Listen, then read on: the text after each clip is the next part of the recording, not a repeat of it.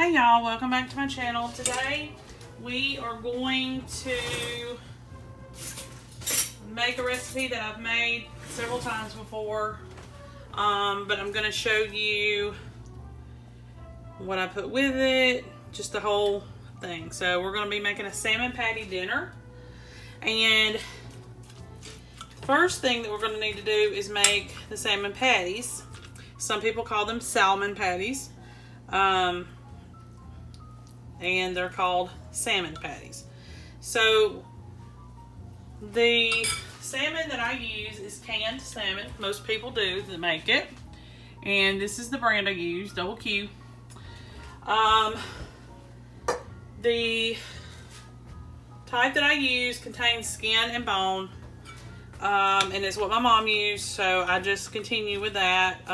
It's my husband's family. He grew up eating them. I grew up eating them, and we just go with what we were brought up on. I actually am a little bit afraid to try anything else because I'm scared that the flavor will not be the same. So, with that being said, there are things out there that have, this is what I take out. I don't know if you can tell. It's kind of hard to see. I take out the bones and the skin as much as I can. I'm not perfect about it. But the backbones and the skin, I try to get a lot of that out. There's little tiny bones in here, and I just leave those. I found some more. You can eat those with no problem. They basically are disintegrating just even when you even touch them right out of the can. So it's usually not a problem. So you wouldn't have to be careful, you know, for choking on them or anything like that. But these backbones I try to take out. Sometimes I overlook them, but for the most part, I take out most of those. This is 3 cans of salmon, skin pulled off, backbone pulled out.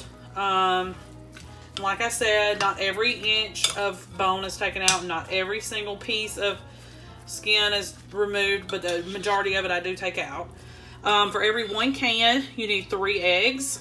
We're going to go ahead and start getting these ready. I've already got my pan heating up with my grease. I usually do a substantial amount of oil in the pan. I'm not going to deep fry, but we need to get it good and hot, and it needs to be a substantial amount of oil. So right now I'm just stirring the eggs in. Now you can also put in other things like there's only a few things that I put in this. You can chop up fresh onion or chop up green onion. I've never had it with garlic or anything like that in it. I'm sure you could. But the way I make it, it's very simple. And you will find many variations out there. So not all of them are created equal. My mom made it with flour. I'm going to make it with cornmeal. Some people make it with a mix. I'm just going to do it with cornmeal, and I'm going to put in onion powder. My mom did flour and fresh onion. So the onion powder is basically to taste, like whatever you want a strong onion flavor, you're going to put in more. My family doesn't like the chunks of onion. So that was why when I adapted this for my family, I went to the powder. And it's readily available. You know, if we're having a hard time that week, you know, budget-wise, I've usually got onion powder. I may not always have fresh onion. So we'll put a little bit more in there. So like I said, this is 3 cans. This is drained, skin pulled off, deboned, and 1 egg per each can that you use. Just keep that in mind. And I just sprinkle so much cornmeal until it starts holding together. I don't really have a measurement for that, because all this has got to, you know, bind up into patties. So it's just kind of something that you just have to kind of experience it and do it and figure it out. because you want them to bind together. You do have egg, and that does help, but you also need to drop the excess moisture, or they're just going to fall apart. All right, so that was about a half a cup of cornmeal. I don't use the plain yellow. I try to use the self-rising white. And I know that does have a little bit of flour in it, I believe. But the coarse yellow cornmeal, I don't use that. We only use that to fry fish, like fish out of the lake, fresh fish. Or fish that you get frozen at the store, fish fillets. These, a little bit different. I'm going for a different flavor and texture. Okay. So it's starting to dry up. You'll notice how it starts becoming a little bit more crumbly. And here, I'm just going to put a little bit more. So that's probably roughly about 3/4 of a cup of cornmeal. Make sure y'all can see. Okay. Like I said, I don't really measure it. I just go by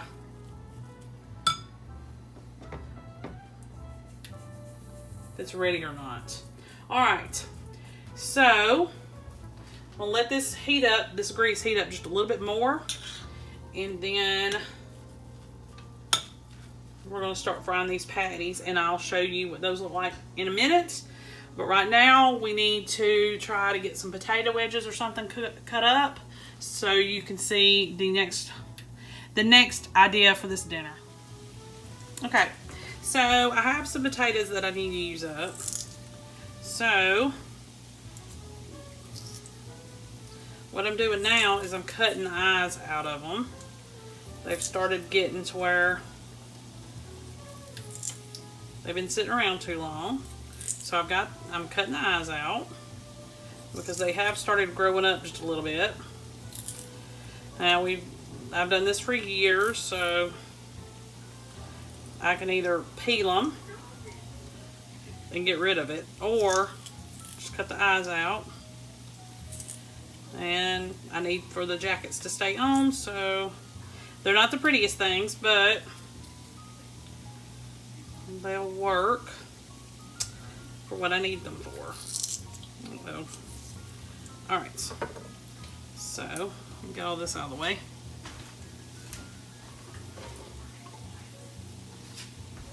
Okay. Rinse them off real quick.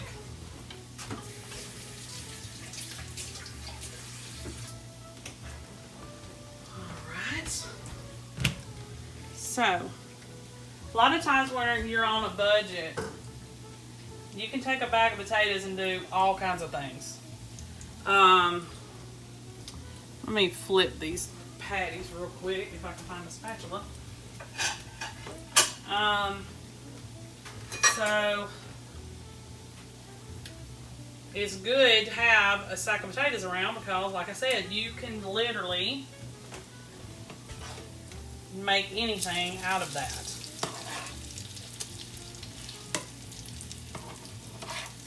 You know, you can make mashed potatoes, you can make boiled potatoes, you can make potato salad, you can do potato wedges, you can do baked potatoes. I mean, there's just so much you can do with that.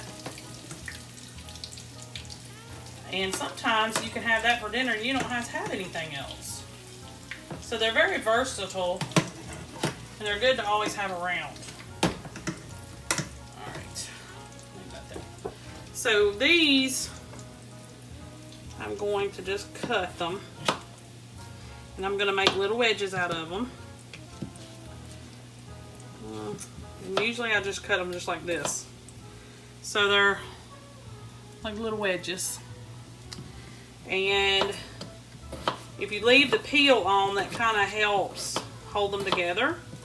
And I'm going to put these in the oven.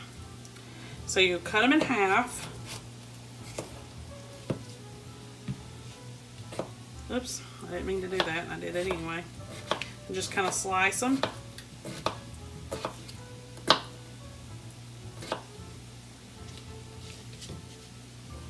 Almost did it again. They're not the prettiest, but you can still eat them. So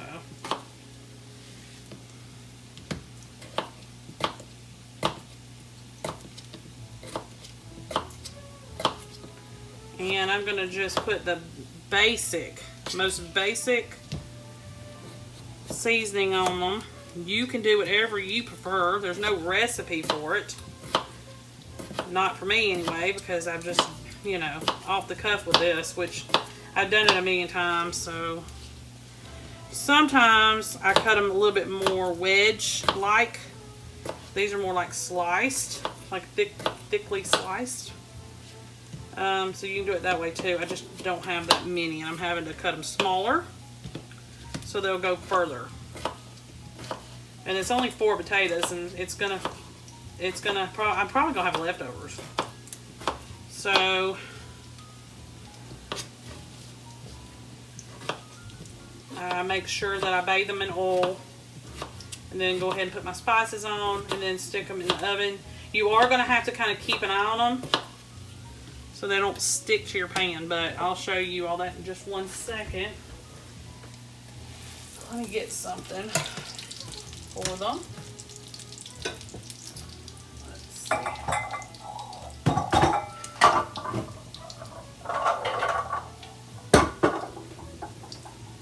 Let's see if they'll fit in this bowl. I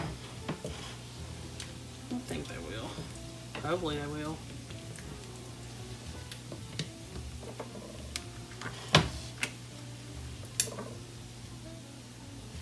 Make sure y'all can see that. Okay.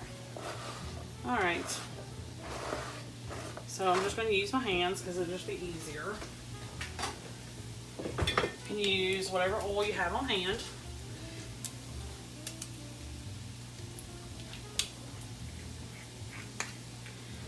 This is avocado oil, but you can use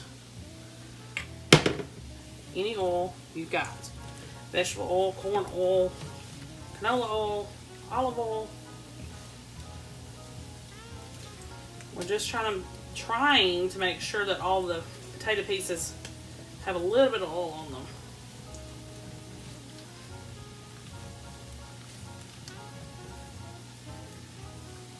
That's what I'm trying to do. Okay.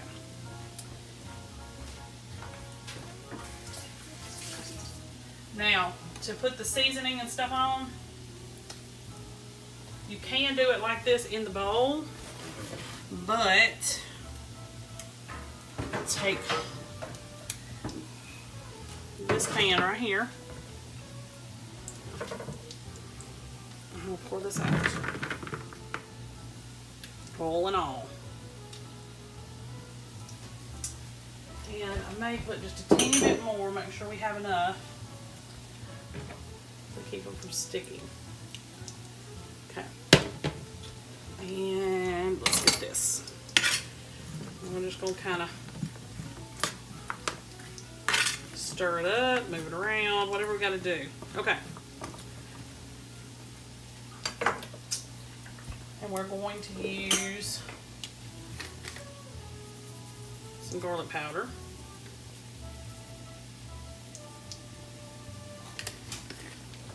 A little bit of onion powder. And like I said, you can do your own seasonings, your own blends, whatever you want.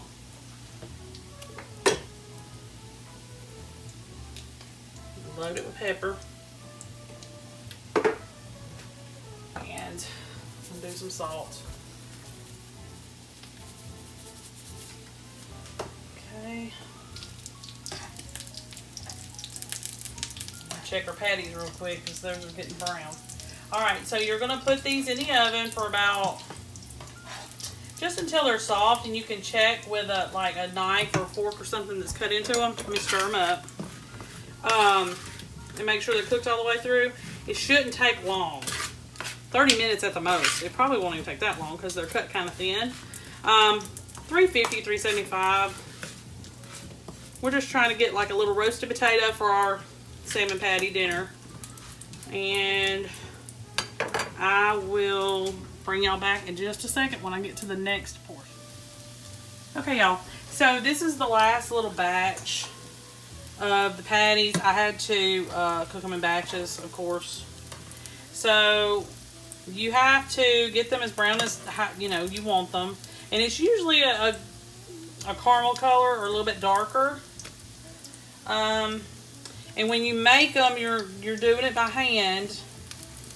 You know, you're forming them by hand. You need to try to get them as flat as you possibly can because they're going to puff up just a little bit.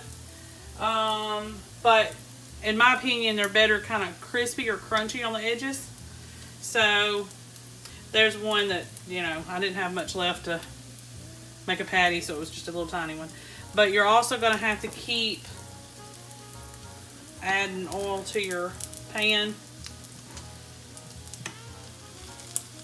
So it's probably not the healthiest dish that you can make, or recipe that you can make, but when you're on your budget, sometimes you have to forego that a little bit. We eat them a lot growing up, and when I got married and my husband wanted them, I was like, ugh, because I had already eaten them for so long. So, and I was just like, I don't like them. So I decided one day to try a different way. His grandmother cooked hers with the cornmeal, and that's what made me change how I did. And I tried that, and I like that a lot better. So you can play around with the recipe. It's very easily adaptable. I think we either eat ketchup on ours or mustard. I like mine with mustard on them. But they're good plain too. The kids even like them cold the next day. They just like them. I try not to make them that much. But they are a really good source of meat. I think the double Q is up to like $4 a can right now. That's $12 worth of meat that I have to get just to feed our family. But they can eat as much as they want if I do that. This usually makes about 18 to 22 or 24 patties, just depending on the thickness and the size that I make them. I don't even think, I think I barely have 18 here, barely. So I did make them a little bit bigger or a little bit thicker than normal. But 3 cans, that gives you an idea of how much 3 cans will make. And then you're just going to keep flipping these until they're the brownness that you want. But like I said, medium to darker brown is best on both sides, kind of like that. And that's it. It's real easy. These are smaller than everything else because I was running out of meat. But that's all there is to it. So now I'm going to move on back to my potatoes, take those out, stir them up, and put them back in the oven because I'm pretty sure they're still not done. I'll meet you back here in a few. Okay, y'all, so this is the finished product. I paired it with some peas, just out of the can, heated up in the microwave with a little butter, salt and pepper, and you've just got a really simple country supper. I do have a couple more ideas we're going to add to this video, so make sure you watch it all the way through. Hey y'all, welcome back to my channel. Today we are going to make another country supper. This one is going to be real simple and is not going to take much time. It's chicken and dumplings. This is an easy, really easy, quick way to do it. Especially if you're not familiar or you don't like making them out of canned biscuits. I know a lot of people do it that way. You can buy this little package here. This will be your best friend. We don't like really fluffy dumplings, and these are not fluffy once they hit the chicken broth. They're real thin. So the first thing that I do is I go ahead and boil some chicken. Now you don't have to boil a whole chicken. I just boiled 4 thighs because our main thing is the dumplings, not the chicken. But you can do up to 8 pieces of chicken or a whole chicken, but no less than 4. And I do thighs because it's one single bone and it's real easy to debone. Now then you're saying, well, why don't you just use boneless, skinless? Well, because you need the fat for the flavor.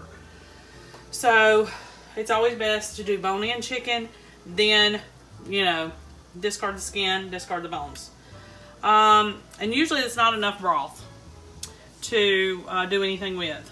So I add to the broth, I put in more water, and I put some chicken bouillon in, and that gives me a really rich broth. You're going to have to bring that water to a boil, rolling boil, and then you cut these into bite-sized pieces about like that, about an inch or so, and drop them in the water. And all you have to do is keep them from sticking together and sticking to the bottom of the pan. And then while that's happening, I usually shred my chicken, debone it, deskin it, everything like that, and we'll add the pieces back in right before I serve. Now you'll have to do this in batches so they don't stick together. And they'll kind of get a little bit thicker, and then it's time for you to pull them out. And that's just how I do it. But like I said, you're going to have to constantly be stirring them to make sure they don't stick together or stick to the bottom of the pan. So, and it's real easy. It's like a real simple little soup, perfect for a rainy day like today. But it doesn't take long. I think what takes me the longest is stirring them, of course, keep them from sticking, but also I'd make 2 packages, which is about 24 ounces. So it's almost 2 pounds worth, because my family likes them so much. But just throw them in there. I do about 1/3 of the package at a time, and then I'll take them all back out.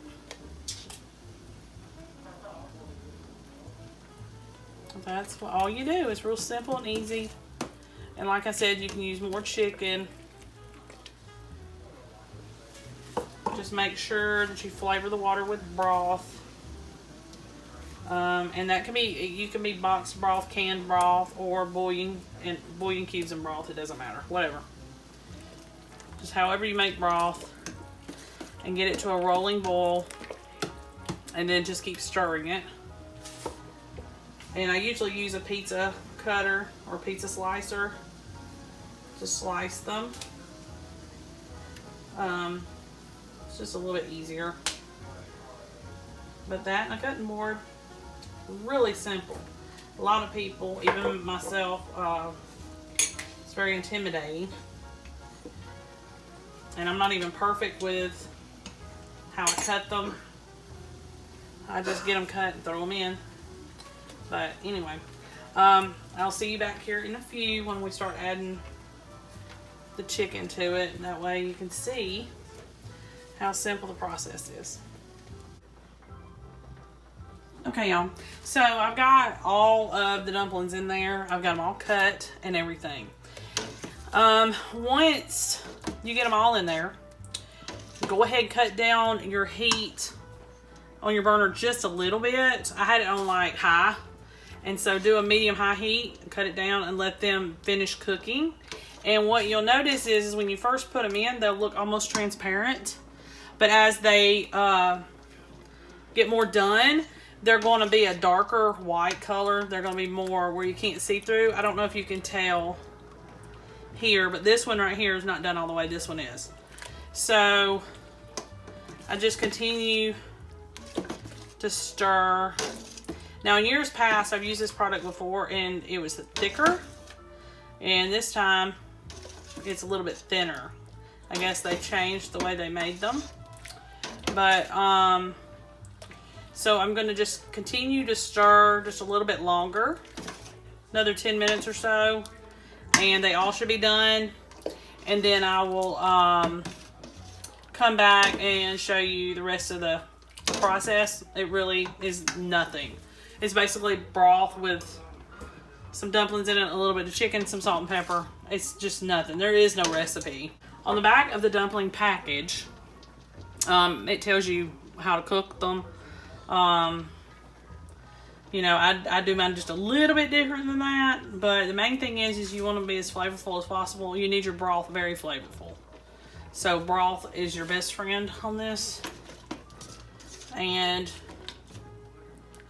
you know, the chicken is kind of some kind, you know, sometimes the it's kind of irritating to have to debone and deskin and, you know, all that.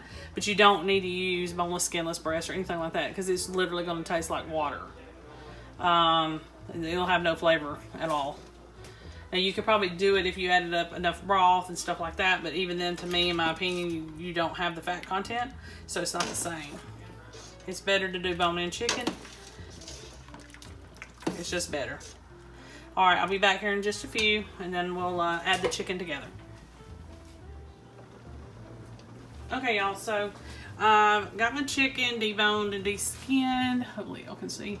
And I'm just going to add it back in here. I did chop it up just a little bit because I didn't use that much. And I'm just going to let this boil just a little bit longer just to heat that up. And then we will be ready to serve. Okay, y'all. So this takes about a half hour or so to cook. It's pretty much done. I'm gonna just let it sit. I'm gonna add a good amount of pepper, and I'm gonna use my kosher salt. Not too much. I want everybody to be able to salt their own. That's it. We usually have this by itself, but you could have it with biscuits. It would be a good idea, or rolls, or cornbread, but we usually have it by itself. And let me get a bowl of it for you. Okay, y'all, so this is the finished product. Perfectly cooked, ready to eat. So it's not as intimidating as everybody thinks, especially if you get these pre-made ones. It's a lot easier. Hey y'all, this is our final addition to the series of the country suppers. I was going to show you how I make dry butter beans. So my favorite brand is China Doll. I don't know if they have them anywhere else besides the South, but they do better, in my opinion. I don't like a lot of what they call pot liquor. I don't like that, which is basically where the bean is just cooked to death, where there's just a bunch of soupy mess and there's really no beans left but a shell. I don't like that. So China Doll, in my opinion, theirs stays intact more. We do have a little bit of the pot liquor, or the soupy part, or the wet part of the bean, but for the most part, the bean stays intact. So all I do is I sort the beans, and you normally don't have to have even a pound. We only do about half a pound because not everybody in our family likes them. So that's really all I do, is I sort the beans, make sure that there's nothing in them. But I have found that, and these are large lima beans, by the way. Some people don't know the difference. They're not the little small green beans. They're the ones that are big and white. But a lot of people don't realize that most of your rocks and trash and stuff in the beans is usually just your pintos. I've never really, see, those are pretty much clean. And I don't really use that much. We only do, like I said, about a half a pound's worth. And I usually use my heavy bottom pan, and I fill this up with water, and I cook it on high, and I keep stirring it and refilling it with water until I get the consistency of the bean that I want. And that's it. I don't soak them overnight. I usually cook them on high for a few hours, and they're done. I don't know why anybody else would have those kind of issues or whatever, but I've done it like that every time. It's perfect. My family does not like any kind of seasoning in it but salt and pepper. So we don't have to add ham hock. We don't have to add anything, bacon, nothing to it. They're fine with them being plain. So that's all I have to do. And it's like the cheapest way to make them, I would assume, because I don't have to have bacon or anything like that. I don't have to buy a piece of meat to put in there, ham, or any of that. My husband doesn't like any of that in there. He just wants salt and pepper and beans. So I'm going to go ahead. I'm going to fill this pan up with water, usually up to the top, or about almost completely to the top. and just keep cooking them. And then as soon as I get them ready, I'll show you, and we'll be ready to have supper. We're going to probably serve this with cornbread and fried okra. So I'll see you back here in a few hours. Okay, y'all, so this is the finished product. They finished just like they always do, really well and together and not mushy. And I paired it with some fried okra and a piece of cornbread. But it's a really easy idea, and it's really a good staple to always have in your pantry. And it's a really cheap meal. Make sure you like and subscribe. I'll see you next time.